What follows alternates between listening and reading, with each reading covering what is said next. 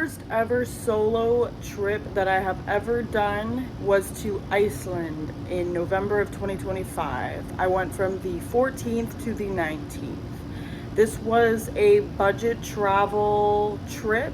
So what I'm going to go over here, all of the basic things that I had to do, like accommodations, my flight, the tours that I did, and I think there's a bus that I had to take at the end from Reykjavik to Keflavik.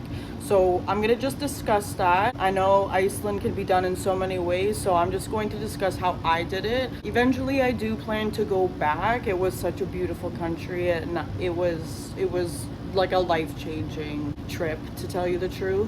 So anyways, I'm just gonna get right into it. Sometimes it's nice when you're planning a trip, you can compare what other people have done. Maybe some people go very luxury and some people go very budget. So anyhow, I'm just gonna get right into it. So it was my first time staying in a hostel. I chose the cheapest one that I possibly could do. It was Kex Hostel, 42 bed mixed dorm.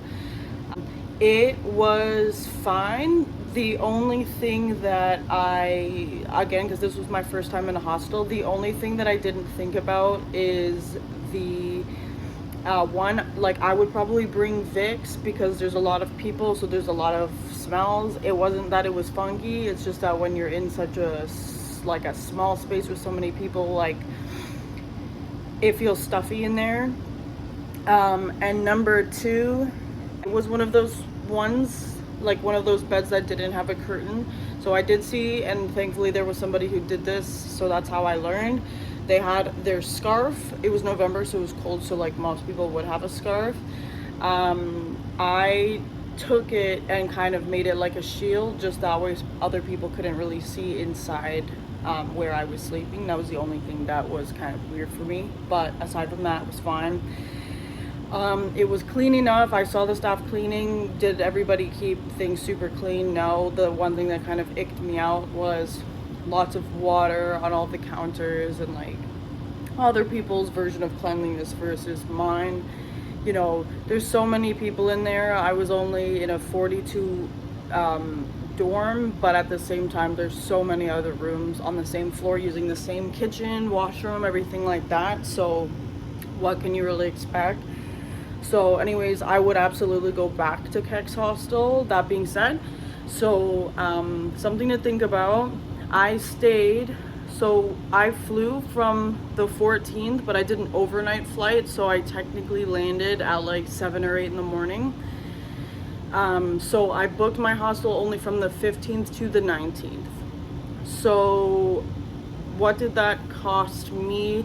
$228.24. That is what I paid for my hostel. That was my sleeping accommodation. Another thing, you could bring your own food, you could cook your own food, make your own coffee. They had like a bar, and like they had, I think, a complimentary breakfast. I didn't do any of that stuff, but I did go to the bar and I did get a coffee when I first got there. So speaking of when I first got there, what I ended up doing, because you can just get a Flybus from the airport and go straight to your hostel, but because it was a more like an overnight flight and I landed like in the morning. By the way, I was going Toronto to Iceland, so I think it was about a 5.5 hour flight. We could just get into the flight super quickly. Round trip $699.63, so basically $700. So instead, because that's like such a big long day to kill, when I was on the flight there, so I did not book this in advance, but I figured when I was on the plane, like, why am I gonna go to the hostel and just sit around? So I booked the Blue Lagoon. It was 23,280 ISK kronas, and so for Canadian dollars that was 264.16 cents. So that was the Blue Lagoon. You could be there all day long if you felt like it, and then there's a bus that takes you, there's certain stops, so there will be one, I guess it goes like all around Reykjavik, so you just find the one closest to where you're staying, and I think it was like a 7-minute walk. It was super flexible. It was not so far. So that was for the Blue Lagoon. Really beautiful. I think I got like a free beer and you could do like a face mask as well. So I did both of those. Really, really beautiful. Next, the first tour that I did, the Golden Circle, it was the Golden Circle, a tomato farm, and the Sky Lagoon. What did this cost me? I believe this was an 8-hour trip, 8-hour day trip. It was $371.81 Canadian. I would recommend this tour probably the most out of all of the 3 that I did. This was amazing. It was beautiful. I can't remember our tour guide's name, but he was fantastic. He was all about Icelandic culture. He was playing Icelandic music. He knew all of the facts. He was teaching us a whole bunch of things. He was wonderful. Like 100%, that's the tour. If you were even only going for a weekend, that is the tour that I would say that you have to do. Okay, moving on. The other tour that I did, which was a last minute tour, was the Northern Lights tour, and we also got the photos that they took. So they had like a nice proper camera. They took photos of you, the Northern Lights, and they would email them to you a few days after. That I paid, it was $134.82 USD, so $186 Canadian. We did end up seeing the Northern Lights. If the one that we specifically did, it was through Viator. If you didn't see the Northern Lights on the one day, you can choose a second day, whichever day that you want, to go out and do it again. So I did see the Northern Lights, and that was beautiful. That was my first time seeing the Northern Lights. Okay, moving forward. So the next tour that I did was booked through my hostel, Kex Hostel. It was $238 Canadian, and that was the one where you see like all of the waterfalls. We saw the black sand beach, a whole bunch of stuff like that. It was also amazing, super beautiful. Loved our tour guide. And that one was also an 8 to 10 hour day as well. The only tour that wasn't that long was the Northern Lights tour. So aside from that, all of them were like pretty much the entire day.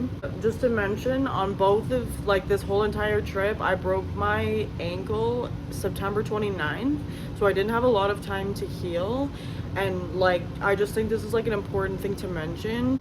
Even though I took my boot off and I was able to walk, even though I was pretty much limping and really slowing everybody down, they were so accommodating and so nice about it. That's just one thing that I think is important. Like when I would get on the bus, like the tour guide would clap and make like the whole bus would clap. Like it was just so empowering and so nice, especially because I was like slowing everyone down. Another one thing that I actually did forget to mention, that last tour, the one where we saw all of the waterfalls and the black sand beach, we also saw like glaciers. So we didn't hike it, but we had to hike, I think it was like 15 minutes in, 15 minutes out. Really beautiful scenery.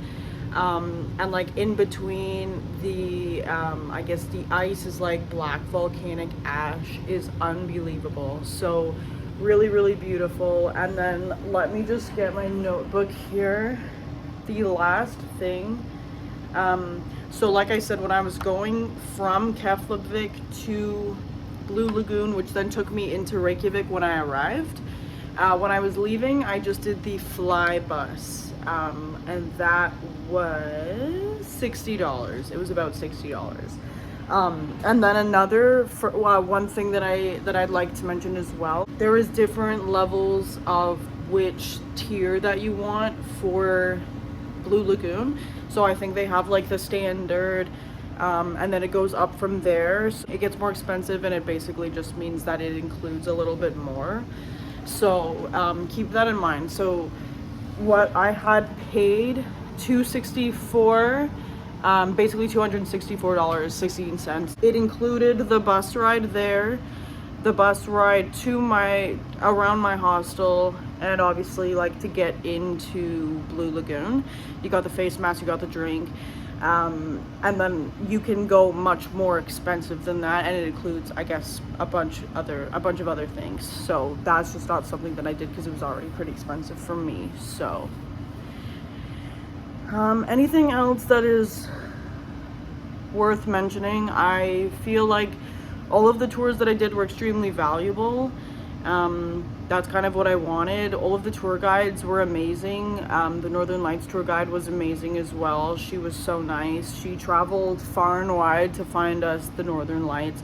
We went here, there, and everywhere, and it was really just a grand adventure. So if you're worried about going on a solo trip, don't be. I was. And there will be another story time about my trip, because it's kind of just like funny how it all unfolded, I want to say, because just like me arriving to the airport and just like the commotion.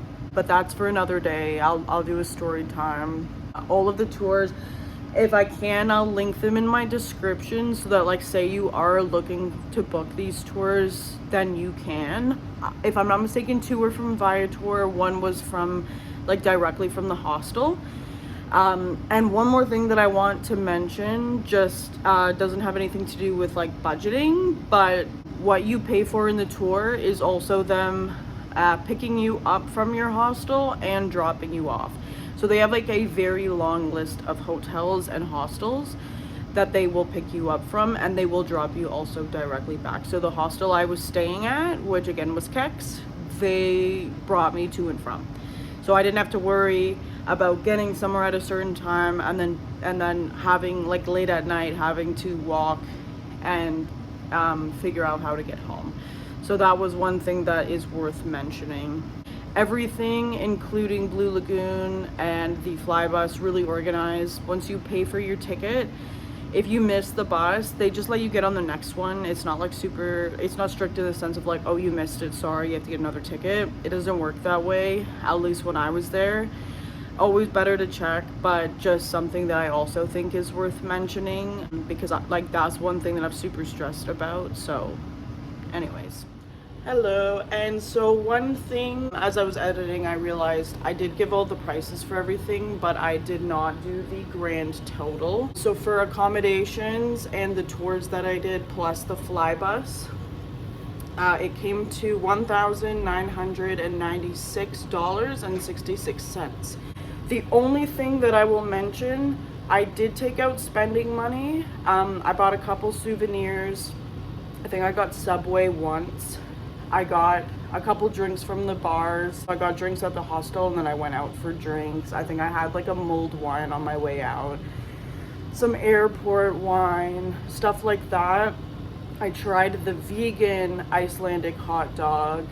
And aside from that, literally for food, I brought Mr. Noodles from home and I brought tortilla wraps. And I literally just had that pretty much for all my meals.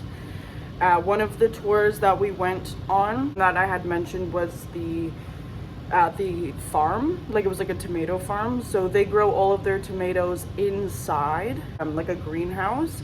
So I did, as a group, stop for lunch there. So I had a tomato beer and I had a tomato soup and a tomato cheesecake. So it was actually just like a cheesecake with like a tomato jam on it.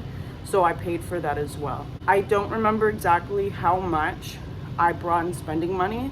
It might have been $400 to $500 Canadian. So whatever that would convert to, but regardless, you can really, that's up to you on how much you bring. I'm not even sure I spent all of it. I can't remember now, but one thing that I will say, at least for me, where I live, so I'm in Toronto, but I'm not downtown by any means. I'm in the east side, so get your Icelandic money. If you're getting kronas, order it well in advance, because it really, like, I think I ordered it a week before and it took, like, I think I got it the day before I left, because they were like, oh, like, we've never had someone order that here. So I think they had to like get it shipped from a different bank, probably downtown or somewhere else, I don't know. But at least where I am, they don't seem to have that money on hand. So that's just a word of advice. I would definitely have that ordered like well in advance, so don't do what I did. Aside from that, Hopefully you learned something new. Maybe this helped you plan your own Icelandic trip, whether you go more budget or more luxe. And yeah, happy travels.